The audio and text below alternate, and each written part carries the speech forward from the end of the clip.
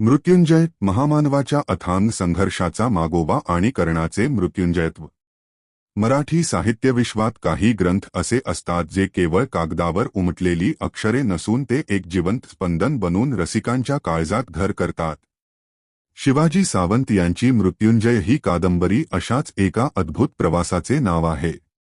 ही केवळ महाभारतातील एका पात्राची कथा नाही, तर ती एका उपेक्षिताने नियतीच्या क्रूर खेळावर मिळवलेल्या नैतिक विजयाची गाथा आहे। कर्णासारखा एक जटिल, विलोभनीय आणि तरीही दुर्दैवी नायक जेव्हा सावंतांच्या लेखणीतून उतरतो, तेव्हा तो केवळ एक योद्धा राहत नाही, तर तो आपल्या सर्वांच्या मनातील संघर्षाचे प्रतीक बनतो। या महाग्रंथाचा प्रवास, त्यातील तत्वज्ञान आणि कर्णाच्या जीवनातील ते अथांग पद समजून घेणे ही आजच्या काळाची गरज आहे। मृत्युंजयकार शिवाजी सावंत आणि 7 वर्षांची तपश्चर्या। शिवाजी सावंत यांना मराठी साहित्यात मृत्युंजयकार म्हणून ओळखले जाते आणि हे नाव त्यांना या एकाच कृतीने बहाल केले आहे। मृत्युंजय लिहिण्यापूर्वी सावंत यांनी तब्बल 7 वर्षे सखोल संशोधन केले होते। त्यांनी केवळ पुस्तकी ज्ञान मिळवले नाही, तर कर्णाचे अस्तित्व अनुभवण्यासाठी ते प्रत्यक्ष कुरुक्षेत्रावर गेले। तिथे त्यांनी दीर्घकाळ मनन आणि चिंतन केले। एका छोट्या शेतकऱ्याच्या कुटुंबात जन्मलेला हा लेखक जेव्हा कर्णाची व्यथा लिहायला घेतो, तेव्हा त्यामागे केवळ कल्पनाशक्ती नसते, तर ती 7 वर्षांची एक अखंड तपश्चर्या असते। 1967 मध्ये जेव्हा ही कादंबरी पहिल्यांदा प्रकाशित झाली, तेव्हा तिने मराठी कादंबरीचे स्वरूप बदलून टाकले।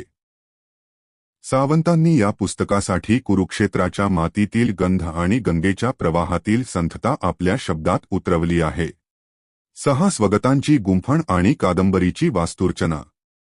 मृत्युंजयची सर्वात मोठी ताकद म्हणजे तिची मांडणी। ही कादंबरी 9 खंडांमध्ये विभागलेली असून ती 6 वेगवेगळ्या पात्रांच्या दृष्टिकोनातून आपल्याला कर्णाचे दर्शन घडवते। ही केवळ कर्णाची आत्मकथा नाही, तर तो ज्या ज्या व्यक्तींच्या आयुष्यात आला, त्यांच्या मनात कर्णाची प्रतिमा कशी होती, याचे हे एक मानसशास्त्रीय दर्शन आहे। या रचनेमुळे वाचकाला कर्णाचे व्यक्तिमत्व एकाच बाजूने दिसता, त्याचे राधेय असणे, सूतपुत्र असणे आणि ज्येष्ठ कौंतेय असणे अशा विविध पैलूंची जाणीव होते।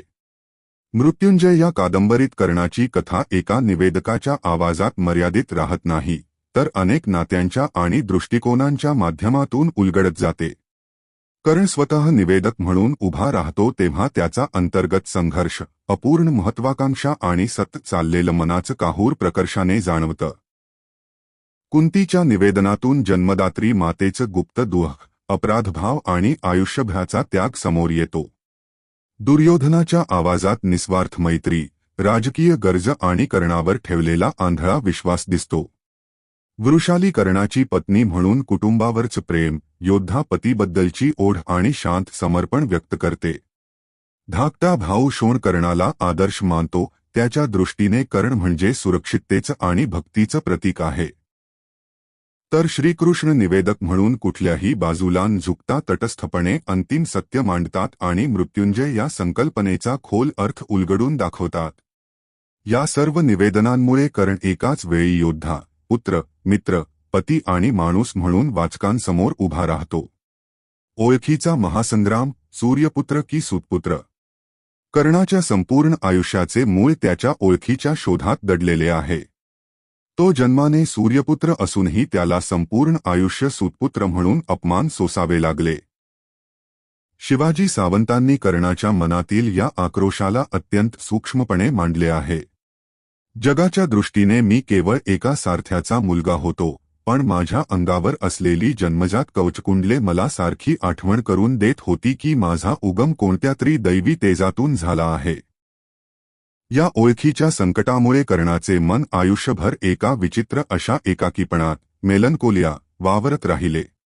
कादंबरीत कर्ण स्वतःला विचारतो की जर निसर्ग भेदभाव करत नाही, तर समाज जातीच्या आधारावर माणसाचे मोल का ठरवतो। त्रिवेणी संगमाचे उदाहरण देऊन सावंत कर्णाचे विचार मांडतात, जिथे 3 नद्यांचे प्रवाह एकत्र मिळून एक होतात, पण मानवी समाज मात्र माणसांना वेगवेगळ्या प्रवाहात विभागून नष्ट करतो।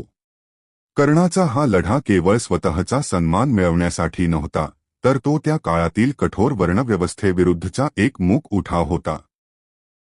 कर्णाची ओळख एका नावापुरती मर्यादित राहत नाही. त्याच्या आयुष्याच्या प्रत्येक टप्प्याला वेगवेगळी नावं चिकटलेली आहेत आणि त्या प्रत्येक नावामागे वेगळी वेदना व वेगळं सत्य दडलेलं आहे. जन्मताना कवचकुंडलांसह आलेला म्हणून त्याचं नाव वसुषेण ठरलं, पण ते नाव त्याच्या आयुष्यात फार काळ टिकत नाही. राधेने त्याला पुत्रासारखं वाढवलं म्हणून तो राधे म्हणून ओळखला जातो आणि या नावात मातेचं ममत्व आणि त्याग सामावलेला आहे. समाजाने मात्र त्याला सूतपुत्र म्हणून हिणवलं. सारथ्याचा मुलगा ही ओळख त्याच्या गुणवत्तेपेक्षा मोठी ठरवली गेली. दुर्योधनाने त्याला अंगदेशाचा राजा केलं तेव्हा तो अंगराज झाला. ही ओळख त्याला सन्मान देते, पण त्यामागे राजकीय गरजाही दडलेल्या आहेत. या सर्व नावांआड लपलेली खरी ओळख म्हणजे कौंतेय, कुंतीचा मुलगा, पांडवांचा ज्येष्ठ भाऊ. ही ओळख त्याच्या आयुष्यात उशिरा उलगडते, पण तेव्हा ती स्वीकारण्याची वेळ निघून गेलेली असते. अशा प्रकारे कर्णाची नावं बदलत जातात, पण प्रत्येक नाव त्याच्या संघर्षाची एक वेगळी छाया घेऊन येतं. अंतर्यात्रा आणि आंतरिक संघर्ष. द्वैतातील एक अद्वैत. कर्णाचे जीवन हे विरोधाभासांनी भरलेले आहे. तो एका बाजूला अतिशय दानशूर आणि दयाळू आहे, तर दुसऱ्या बाजूला त्याच्या मनात दुर्योधनाप्रती असलेल्या निष्ठेमुळे आणि अर्जुनाविरुद्ध असलेल्या मत्सरामुळे काही नकारात्मक भावनांचा उगम होतो. शिवाजी सावंतांनी कर्णाच्या या अंतर्गत युद्धाचे चित्रण द्यूत प्रसंगाच्या वेळी अत्यंत प्रभावीपणे केले आहे. द्रौपदीच्या वस्त्रहरणाच्या वेळी कर्णाच्या मनात दोन कर्ण लढत होते, एक जो सूर्यपुत्र होता आणि दुर्बलांचे रक्षण करण्यासाठी तळमळत होता, आणि दुसरा तो सूतपुत्र ज्याला वर्षानुवर्षे अपमानाचे विष प्यावे लागले होते. त्या क्षणी त्याच्यातील अपमानित सूतपुत्राचा विजय झाला आणि त्याच्या तोंडून ते शब्द बाहेर पडले, ज्याचा त्याला आयुष्यभर पश्चात्ताप झाला. हा मानसिक संघर्ष कर्णाला अधिक मानवी बनवतो. तो केवळ एक पौराणिक आदर्श नसून तो रक्तामांसाचा माणूस वाटू लागतो, जो चुकतो, ज्याचा अहंकार त्याला आंधळे करतो, पण ज्याच्याकडे पुन्हा स्वतःला सावरण्याची ताकद असते. सावंतांनी कर्णाच्या या आंतरिक कल्लोळाला प्राण्यांच्या आणि निसर्गाच्या रूपकांद्वारे मांडले आहे. मनाच्या गुहेत असंख्य विचारांचे विंचूट सतात आणि हत्तींच्या कळपासारखे विचार एकमेकांवर आदळतात, असे वर्णन कर्णाच्या अस्वस्थतेचे साक्ष देते.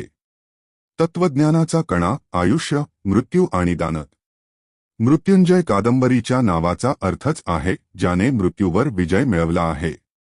कर्णाने हा विजय रणांगणावर मिळवला नाही, तर त्याने तो आपल्या चारित्र्यातून मिळवला.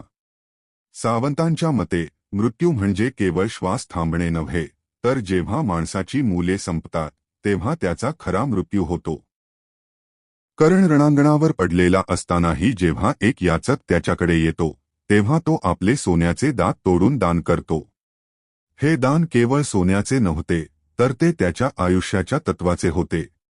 मरतानाही जो देण्याची वृत्ती सोडत नाही, तोच खरा मृत्युंजय. कादंबरीत जीवन आणि मृत्यूच्या चक्राला एक वेगळा आयाम दिला आहे. आयुष्य म्हणजे केवळ जगणे नसून ते स्वतःला सिद्ध करण्याची एक संधी आहे. सावंतांनी कर्माच्या सिद्धांतावर भर दिला आहे.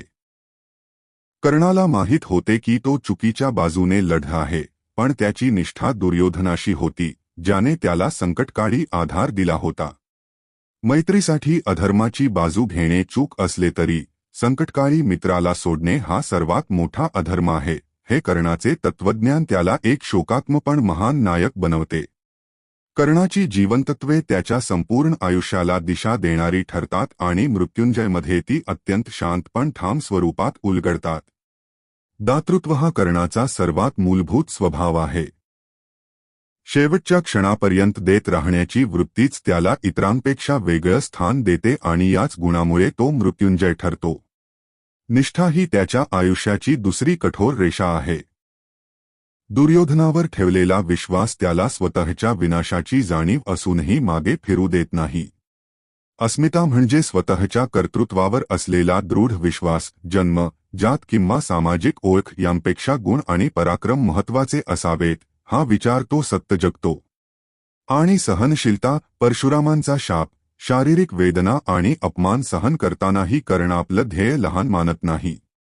वेदनांपेक्षा मूल्य मोठी असतात ही जाणीव त्याच्या प्रत्येक निर्णयामागे दिसून येते. सामाजिक धारणांना दिलेले आव्हान. शिवाजी सावंतांनी या कादंबरीद्वारे कर्णाकडे पाहण्याचा जगाचा दृष्टिकोन बदलून टाकला. महाभारताच्या अनेक आवृत्तींमध्ये कर्णाला केवळ एक खलनायक किंवा अर्जुनाचा अडथळा म्हणून चित्रित केले गेले होते. पण मृत्युंजयमुळे कर्णाची एक वेगळीच प्रतिमा जन्मांसात निर्माण झाली. तो एक असा नायक बनला जो समाजाच्या अन्यायाविरुद्ध लढतो आणि आपली गुणवत्ता सिद्ध करतो. सावंतांनी कर्णाच्या जीवनातील त्या घटनांनाही न्याय दिला ज्यामध्ये त्याच्यावर अन्याय झाला होता. द्रोणाचार्यांनी त्याला शस्त्रविद्या नाकारणे, द्रौपदीने स्वयंवरात त्याला हिणवणे किंवा इंद्राने कपटाने त्याचे कवचकुंडले मागणे या सर्व घटनांमधून कर्णाचा संयम आणि त्याचे दातृत्व अधिक उजळून निघते. लेखकाने हे स्पष्ट केले आहे की महानता केवळ विजयात नसते, तर पराभवाच्या छायेत असतानाही तुम्ही तुमची मूल्ये किती टिकवून ठेवता यात असते. कर्णाचा संघर्ष आजही तितकाच जिवंत. आजच्या आधुनिक काळातही मृत्युंजयमधील कर्णाचा संघर्ष संपलेला नाही. आजही अनेक तरुण स्वतःची ओळख निर्माण करण्यासाठी झगडत आहेत. ज्यांना त्यांच्या जातीमुळे, वर्णामुळे किंवा आर्थिक परिस्थितीमुळे मागे खेचले जाते, त्यांच्यासाठी कर्ण हा एक प्रेरणास्त्रोत आहे. कर्णाने दाखवून दिले की जरी तुमचे मूळ माहीत नसेल तरी तुम्ही तुमच्या कर्माने स्वतःचा इतिहास लिहू शकता. या कादंबरीने मराठी साहित्यात दलितांच्या आणि शोषितांच्या संघर्षाचे एक नवीन परिमाण उभे केले. कर्ण हा केवळ एक पौराणिक राजा नसून तो समाजाच्या उतरंडीत अडकलेल्या प्रत्येक माणसाचा आवाज बनला आहे. यामुळेच हे पुस्तक आजही तरुणांमध्ये अत्यंत लोकप्रिय आहे. शिवाजी सावंत यांची दृष्टी आणि कर्णाचे मृत्युंजयत्व. शिवाजी सावंत यांचा मूळ उद्देश कर्णाला राजवस्त्र, रॉयल रोब म्हणून जगासमोर आणण्याचा होता, ज्याला जगाने केवळ रॅग मानले होते. सावंतांनी कर्णाच्या रक्तातील तेज आणि त्याच्या मनातील कोमलता या दोघांचाही संगम साधला आहे. त्यांच्या मते कर्ण हा खऱ्या अर्थाने एक स्थितप्रज्ञ होता, ज्याने आपल्या रथाचे चाक मातीत रुतलेले पाहूनही, मृत्यूसमोर उभा असतानाही आपल्या शत्रूच्या पित्याला, इंद्राला, दान दिले. तो माणूस कधीच पराभूत होऊ शकत नाही. लेखकाने कृष्णाच्या स्वगताद्वारे कर्णाच्या जीवनाचा आध्यात्मिक निष्कर्ष काढला आहे. कृष्ण म्हणतो की कर्णासारखा योद्धा पुन्हा होणे शक्य नाही, कारण ज्याने मरणालाही आपल्या दातृत्वाने नमवले तोच खऱ्या अर्थाने मृत्युंजय आहे. सावंत यांनी या कादंबरीसाठी केलेली 7 वर्षांची तपश्चर्या कर्णाच्या त्या अथांग वेदनेला आणि त्यागाला समजून घेण्यासाठी होती, आणि ती त्यांच्या प्रत्येक शब्दातून आपल्याला जाणवते. आजच्या युगासाठी मृत्युंजयचा संदेश. मृत्युंजय आपल्याला शिकवते की संकटे कितीही मोठी असली तरी आपल्याला आपले अस्तित्व स्वतः निर्माण करावे लागते. कर्ण हे अपयशाचे प्रतीक नाही, तर ते प्रयत्नांचे प्रतीक आहे. विजय नेहमी रणांगणावरच मिळवला जातो असे नाही, तर काही विजय हे आपल्या स्वतःच्या मनावर मिळवायचे असतात. आजच्या स्पर्धेच्या युगात जिथे प्रत्येकजण जिंकण्यासाठी धावत आहे, तिथे कर्ण आपल्याला थांबायला आणि विचार करायला लावतो. तो आपल्याला सांगतो की तुमची निष्ठा ही केवळ सत्तेशी नसावी, तर ती माणसांशी आणि मूल्यांशी असावी. जर तुम्ही तुमच्या आयुष्यात एकाही व्यक्तीला संकटकाळी साथ दिली असेल तर तुमचे जगणे सार्थक आहे. मृत्यू अटळ आहे, पण तुमची कृत्ये तुम्हाला काळाच्या पलीकडे जिवंत ठेवतात. शिवाजी सावंत यांचे हे अजरामर महाकाव्य आपल्याला याच चिरंतन सत्याची आठवण करून देते.